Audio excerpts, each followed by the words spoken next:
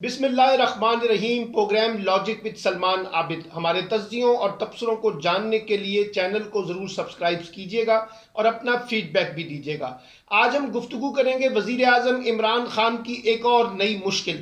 کل تک ان کے لیے ایک بڑا چیلنج پی ڈی ایم تھا اور لگتا تھا کہ پی ڈی ایم جو ہے وہ حکومت کے لیے درد سر بن گیا ہے، لیکن حکومتی حکمت عملی کے تحت اب پی ڈی ایم جو ہے وہ حکومت کے لیے کوئی بڑا خطرہ نہیں رہا، بلکہ عملی طور پہ پی ڈی ایم ایک تقسیم ہو چکا ہے اور ایک دوسرے سے ٹکراؤ، یعنی اپوزیشن جماعتیں آپس میں دست و گریبان ہیں۔ لیکن اب حکومت کے لیے ایک اور نیا چیلنج سامنے آ گیا ہے اور لگتا ہے کہ وزیر اعظم کو تواتر کے ساتھ مختلف قسم کے چیلنجز کا سامنا ہے۔ اب جو نیا چیلنج ہے وہ ان کے بہت قریبی ساتھی جہانگیر ترین کے ساتھ ہے۔ جہانگیر ترین نے آج اپنے کارڈ شو کیے ہیں پہلی دفعہ، اور بینکنگ کورٹ میں جب وہ پیش ہوئے تو ان کے ساتھ 3 قومی اسمبلی کے ارکان، 9 صوبائی اسمبلی کے ارکان اور 3 ایڈوائزر، یعنی کوئی 15 کے قریب لوگوں کے ساتھ بیٹھ کر انہوں نے میڈیا ٹاک کی اور کہا کہ عمران خان کو ان کے بارے میں گمراہ کیا جا رہا ہے یا وہ نادان دوستوں کا شکار ہو گئے ہیں۔ یہ 15 کے قریب لوگوں کا جہانگیر ترین کے ساتھ اظہار یکجہتی ظاہر کرتا ہے کہ جہانگیر ترین نے اپنے سیاسی کارڈ شو کر دیے ہیں۔ ایک ایسے موقع پہ جب کہا جاتا ہے کہ پنجاب کی حکومت بھی چند ووٹوں کے اوپر کھڑی ہے اور مرکزی حکومت بھی چند ووٹوں کے اوپر کھڑی ہے، اور آپ کو یاد ہے 2018 کے انتخابات کے بعد جس طرح سے پنجاب میں اور مرکز میں حکومت بنی تھی، اس میں ایک بڑا کلیدی کردار جہانگیر ترین کا بھی تھا، اور جس انداز سے انہوں نے آزاد ارکان کو پی ٹی آئی میں شامل کیا اس پر بہت تنقید بھی ہوئی تھی، اور وہی کہا یہ جاتا تھا کہ جہانگیر ترین کی وجہ سے پنجاب اور فیڈرل گورنمنٹ کے بننے میں آسانی پیدا ہوئی۔ لیکن آج وہی جہانگیر ترین جب اپنے ایک مشکل دور سے گزر رہے ہیں اور انہیں شوگر بحران کے حوالے سے سخت احتساب کا سامنا ہے یا انہیں مختلف مقدمات اور انکوائری کا سامنا کرنا پڑ رہا ہے، تو ایسے میں انہوں نے اپنے کارڈ شو کر دیے ہیں اور یہ پیغام دیا ہے حکومت کو بھی اور عمران خان صاحب کو بھی کہ اگر ان کے ساتھ زیادتی کا یہ سلسلہ نہ رکا تو وہ اپنے کارڈ کھیلنے پہ مجبور ہوں گے اور میدان میں آ جائیں گے۔ ابھی 2 دن پہلے پیپلز پارٹی کی ایک رہنما شیلا رضا نے یہ ٹویٹ کیا تھا کہ ان کی جہانگیر ترین کی آصف علی زرداری کے ساتھ ملاقات متوقع ہے، اور اس بات کا امکان ہے کہ جہانگیر ترین پیپلز پارٹی میں شامل ہو سکتے ہیں۔ اگرچہ جہانگیر ترین نے ان تمام باتوں کی تردید کی ہے اور آج کی میڈیا ٹاک میں بھی انہوں نے کہا کہ انہوں نے تحریک انصاف کے لیے 10 برس لگائے ہیں اور وہ اس پارٹی کے اندر رہیں گے، کہیں نہیں جا رہے، اور ان کی پیپلز پارٹی میں شمولیت کی خبروں میں کوئی صداقت نہیں ہے۔ لیکن ساتھ ساتھ انہوں نے عمران خان پہ بہت زیادہ تنقید نہیں کی، لیکن پارٹی کے اندر کچھ ایسے لوگوں کے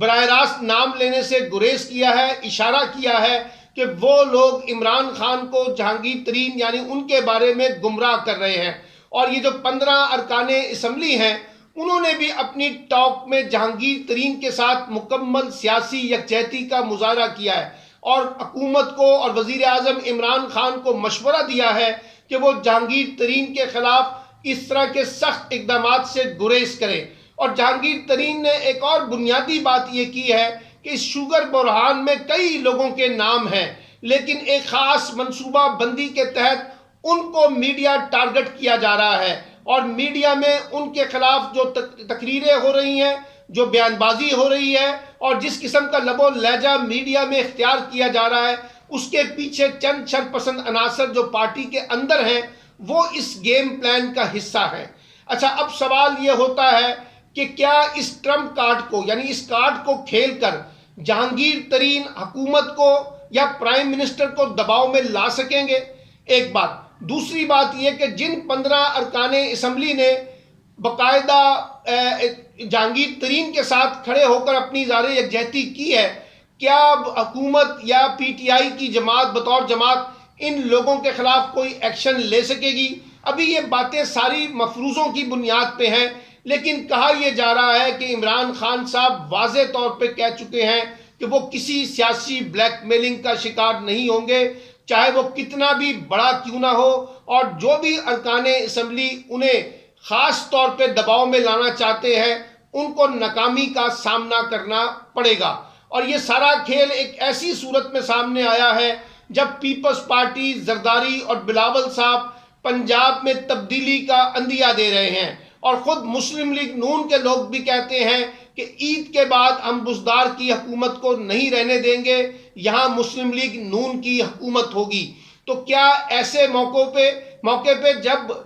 جہانگیر ترین کا اور حکومت کا اور وزیر اعظم عمران خان کا کوئی سیٹل ڈاؤن نہیں ہوتا، تو کیا یہ کارڈ جو ہے جہانگیر ترین کا، یہ پنجاب میں حکومت کی تبدیلی کا باعث بن سکتا ہے؟ کیونکہ جب پیپلز پارٹی نے یہ دعویٰ کیا تھا کہ وہ پنجاب میں حکومت کو تبدیل کریں گے، تو بظاہر تو یہ صاف پتہ ہے کہ پیپلز پارٹی کے پاس تو یہ سیاسی طاقت نہیں ہے۔ اگر پیپلز پارٹی نے اس پورے گیم کارڈ کو تبدیل کرنا ہے تو پھر انہیں مسلم لیگ نون کے ساتھ مل کر یہ گیم کارڈ کھیلنا تھا، اور اس میں ایک کلیدی کردار چودھری برادران نے، یا اب جو صورتحال نظر آ رہی ہے اس میں جہانگیر ترین ادا کر سکتے ہیں۔ لیکن کیا وہ اس کھیل کا حصہ بننا چاہیں گے، یہ اس پر کچھ کہنا قبل از وقت ہے، اور میرا خیال ہے کہ جہانگیر ترین جو ہے ابھی وقت کا انتظار کریں گے اور دیکھیں گے کہ آنے والے دنوں میں حکومتی موڈ کیا بنتا ہے ان کے خلاف ایکشن لینے کے حوالے سے، اور جو ایف آئی آر کاٹی ہیں اس پر کیا ان کی گرفتاری ہو سکتی ہے،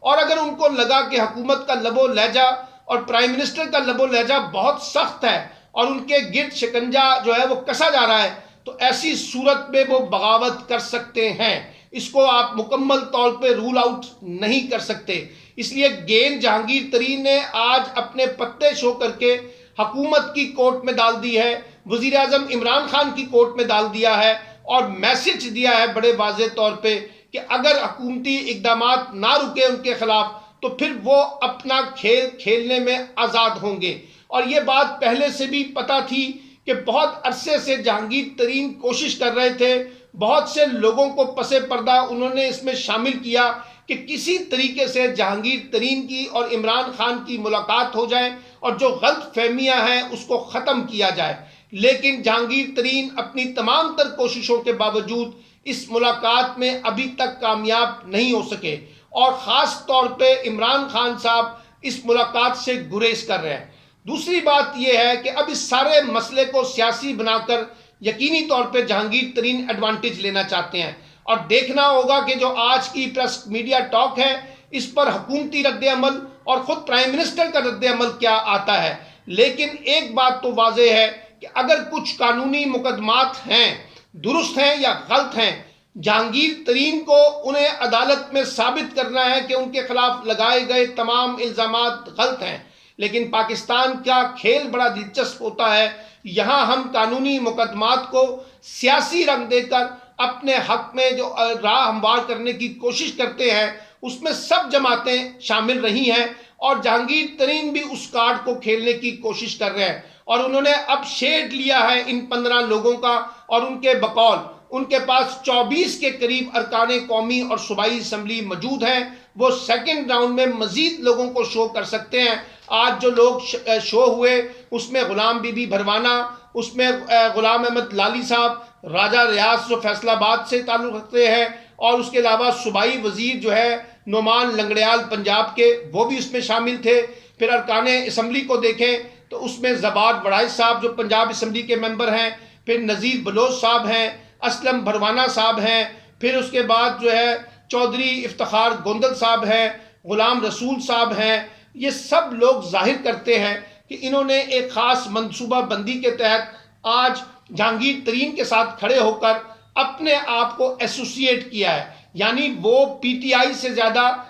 جو ہے جہانگیر ترین کے وفادار ہیں، اور وہ جہانگیر ترین کی بنیاد کے اوپر اپنے کارڈ کھیلنا چاہتے ہیں۔ اور یہ وہی لوگ ہیں جن کے بارے میں نے کہا تھا کہ جہانگیر ترین نے 2018 کے انتخابات کے بعد ان لوگوں کو یا تو انتخابات میں ٹکٹ دلوائے، اور یا پھر انتخابات جیتنے کے بعد ان کو پارٹی کا حصہ بنایا۔ تو کھیل اب ایک دلچسپ مرحلے میں داخل ہو گیا ہے۔ اب عمران خان کا مقابلہ پی ڈی ایم سے زیادہ اپنی جماعت کے اس داخلی بحران سے ہوگا، جہانگیر ترین سے ہوگا، اور دیکھنا ہوگا کہ عمران خان صاحب کیسے اس اننگز میں اپنی کامیاب ہوتے ہیں، جیسے انہوں نے پی ڈی ایم کو ناکام بنایا ہے، کیا وہ جہانگیر ترین کا بھی سیاسی توڑ کر سکیں گے یا جہانگیر ترین ان پر سیاسی بالادست ہونے کی کوشش کریں گے؟ تو آنے والے دنوں میں پتہ چلے گا کہ جہانگیر ترین ورسز عمران خان کا جو مقابلہ ہے اس میں کون کس پر سیاسی برتری حاصل کرتا ہے۔